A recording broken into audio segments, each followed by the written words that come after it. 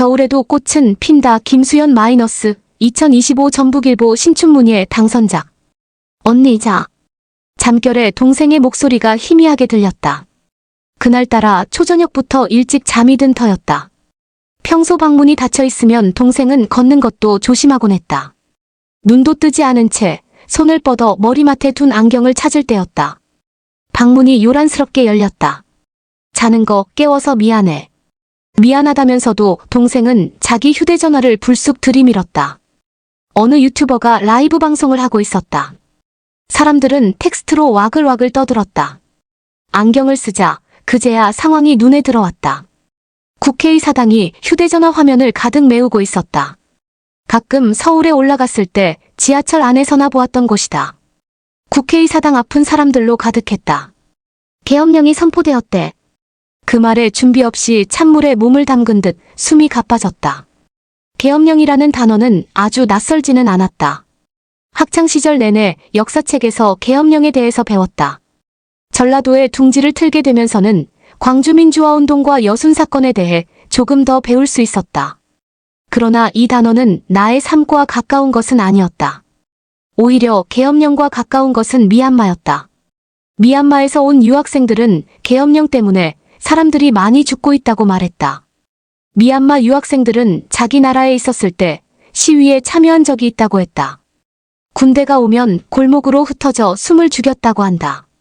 미얀마 상황을 동영상으로 볼 때면 미얀마 유학생들은 울곤 했다. 젊은이들은 남녀 구분 없이 군대로 가도록 법이 바뀌었으며 미얀마로 돌아가면 출국이 어려워질 수도 있다고 했다. 말로만 들었던 미얀마의 현실이 한국에도 펼쳐지려 하고 있었다. 문득 시위에 참여했다는 이유로 처형될 사람들의 사진이 눈앞을 스쳐 지나갔다. 같은 이불로 몸을 둘러싸고 동생과 나는 작은 휴대전화 화면을 들여다보았다. 겨울바람이 창문을 뚫고 집을 배회하는 것만 같았다. 국회의원들은 담을 넘었고 닫힌 국회 문을 열고 들어갔다. 기자들과 시민들도 따라 들어갔다. 시간이 흐르면서 헬기가 날아다니고 군대는 국회의사당의 창문을 깨고 들어갔다. 일련의 과정들이 각종 매체를 통해서 전달되는 동안 휴대전화는 잠시도 쉬지 않고 울렸다. 사람들은 메신저의 속도가 느려지고 포털 사이트에 접속이 되지 않는 것을 두고 걱정했다. 외국계 메신저를 다시 사용해야 한다는 말도 나왔다. 예술을 하거나 언론을 배우는 친구들은 각별히 조심해야 한다고 했다. 소식은 외국까지도 금방 퍼져 외국의 친구들이 한국에서 얼른 몸을 피해야 하는 것이 아니냐는 연락이 왔다. 커뮤니티에는 도로에 탱크가 다닌다는데 진짜냐고 묻는 글들이 올라왔고 가상화폐 거래소는 접속조차 제대로 되지 않았다. 원화의 가치는 떨어졌고 비행기표를 구매했던 사람들은 출국 금지 명령이 내려오지 않을지 걱정하였다. 나와 동생은 생필품을 구비할지에 대해서 대화를 나누었으며 과거 계엄령에 대해서 다시 찾아보곤 했다. 문득 얼마 전 일터에서 앞 시간대 사람과 교대하며 나누었던 대화가 떠올랐다. 그날 아침 그는 평소와는 달리 상기된 표정이었다. 매장에 방문했던 손님과 이야기를 하다 의견 충돌이 생긴 모양이었다. 다른 지역 사람들은 우리가 과하다고 할지도 모르지. 그렇지만 우리에게 제대로 된 사과 한마디 없었잖아.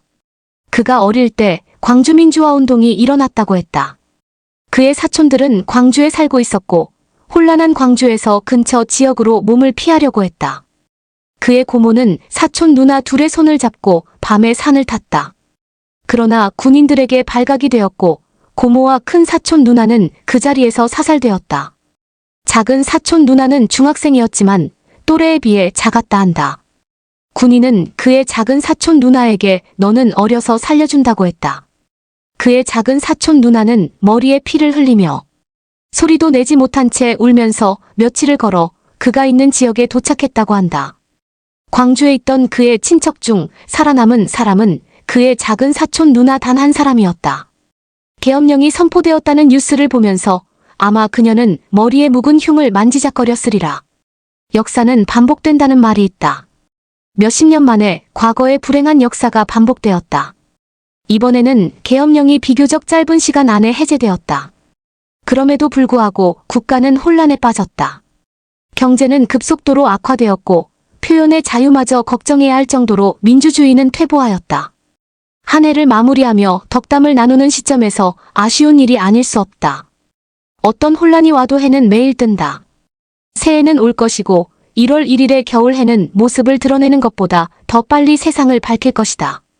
겨울 추위에 마냥 웅크리고 있을 수만은 없다. 추울수록 뛰어야 몸이 더워지는 법이다. 이불에서 나와 책장에 있는 역사책을 꺼내든다. 얇게 먼지가 쌓여 있다. 마른 휴지로 가만히 숨죽인 시간을 털어낸다. 슬프고 화날 때는 말을 하는 것만으로도 마음이 한결 가벼워지기도 한다. 책의 여백에 오늘 날짜를 쓴다. 새해의 시작이 조금 울적하더라도 괜찮다. 서로 손을 잡고 따뜻하게 데운 방바닥에 앉아 옛날 이야기, 지금 이야기 가릴 것 없이 도란도란 나누다 보면 지금보다 한결 가볍게 새해를 시작할 테니. 나뭇가지가 창밖에서 참 춥게 흔들린다. 쓸쓸하고 힘든 계절이다. 그래도 몇몇 나무는 꽃을 피운다. 대표적인 것이 동백이다. 제주에는 동백이 한창이라고 한다. 곧 이곳도 동백이 필 것이다. 겨울에도 꽃은 핀다. 그리고 몇 되지 않는 꽃에도 새들이 지저귀며 모일 것이다.